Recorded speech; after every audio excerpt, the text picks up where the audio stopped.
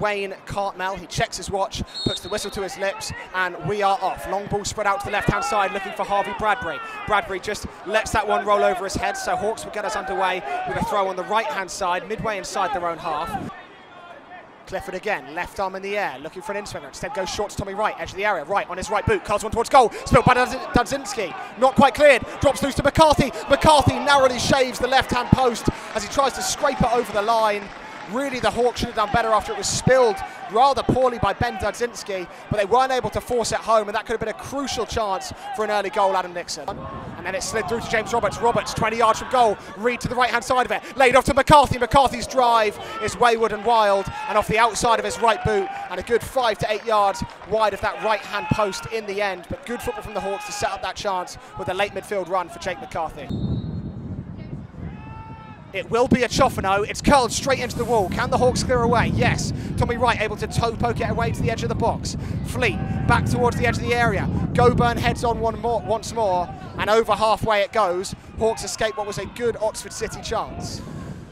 Looking down the line for Newton, might find Tommy Wright inadvertently, does find Newton in the end, squared back to Clifford, Clifford's right boot, thinks about a shot, does shoot with the second time of asking, palmed over the bar by Dudzinski.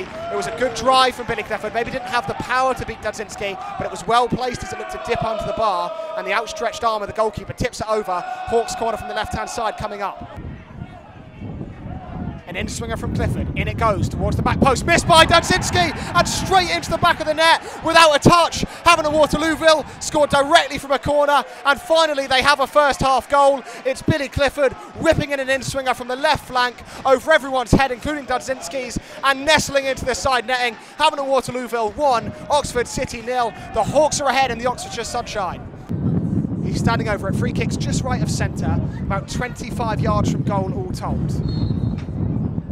The left foot of Harmon strikes it over the wall, down towards goal, straight into the chest of Ross Warner. Well hit, but didn't quite have the accuracy to trouble Warner in that red goalkeeping shirt.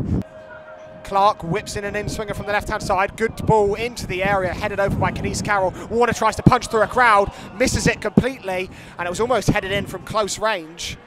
And thankfully for the Hawks, that one just went over the bar. It was Dan Matsuzaka that almost got on the end of Ross Warner's missed clearance. 21-year-old fullback, 2 in the Hawks wall. Harmon curls it towards the back post. It's a good-looking effort, straight into the hands of Ross Warner. Chose to go the goalkeeper side rather than the wall side, maybe to try and catch Ross Warner out. Bold tactic. Thankfully, Ross Warner was standing right in front of that free kick, but had Warner gambled towards wall side, it probably would have beaten him.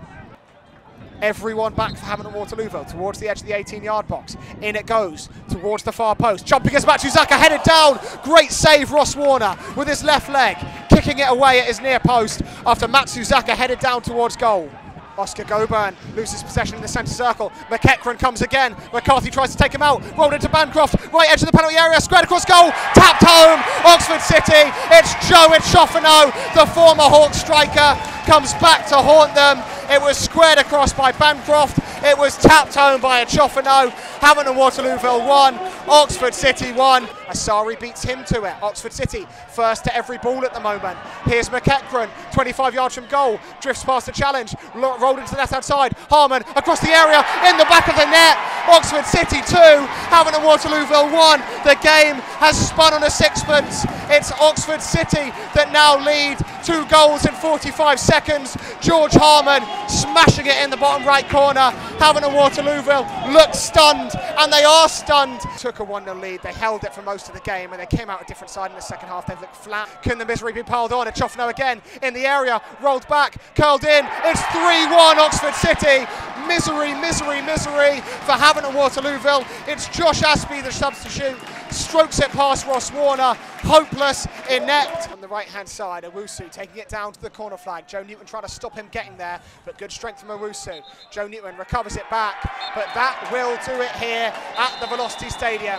A 3-0 turnaround for Oxford City. They went 1-0 down, but 3 second-half goals mean your final score is Oxford City 3, Havant and Waterlooville 1.